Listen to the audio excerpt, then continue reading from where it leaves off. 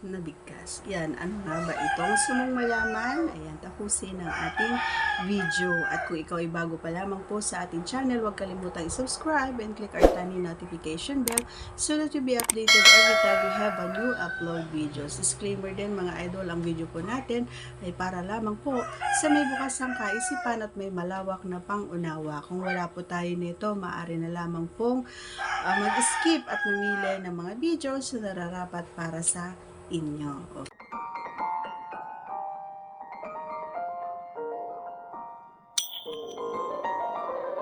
Okay?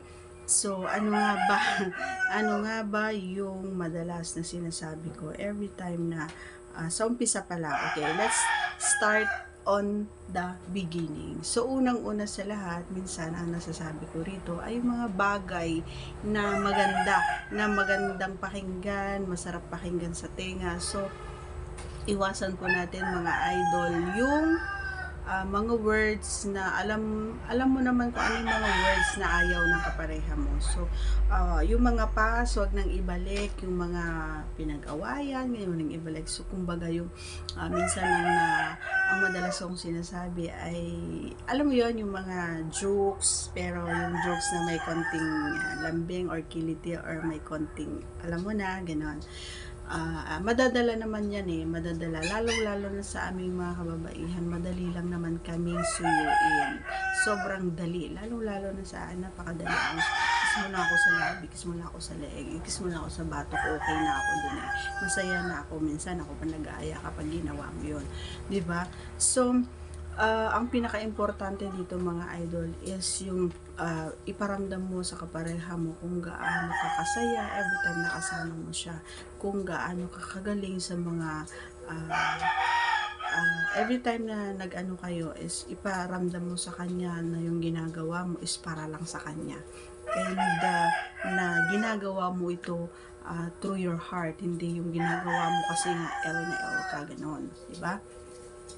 Actually, ang madalas kong bigkas talaga mga idol, ayan.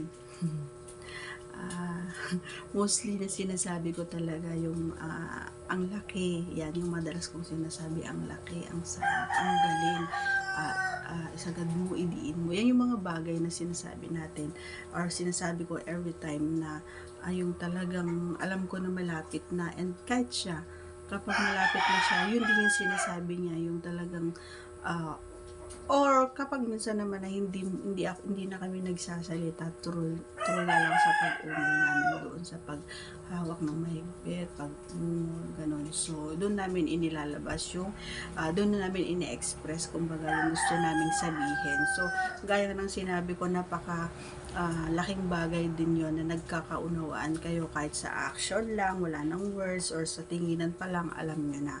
Okay, so malaking tulong or nakakatulong talaga sa magkapareha yung ganon. So huwag kayong mahiya na magbigkas ng mga ganon, yung mga malalanding mga salita.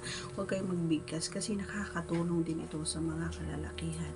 At iniisip nila minsan na, ay talaga, ang galing ko, ay talaga, ganon. So, na-appreciate nila yon, and mas ginagalingan pa nila every time na sila yung nagtatrabaho. Siyempre, ganon din sa ating mga kababaihan. Na-appreciate din naman natin lahat yung trabaho nila, diba?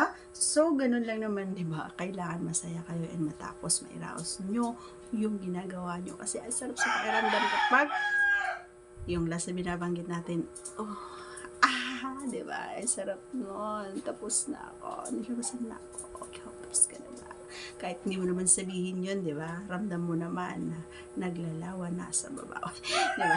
Sarap lang mga idol. Pero totoo yun. So that's all for today's video mga idol. Once again, if you are not yet connected, please do subscribe and click our tiny notification bell so that you'll be updated every time we have a new upload videos. Thanks for watching everyone. See you again on our next vlog. Bye!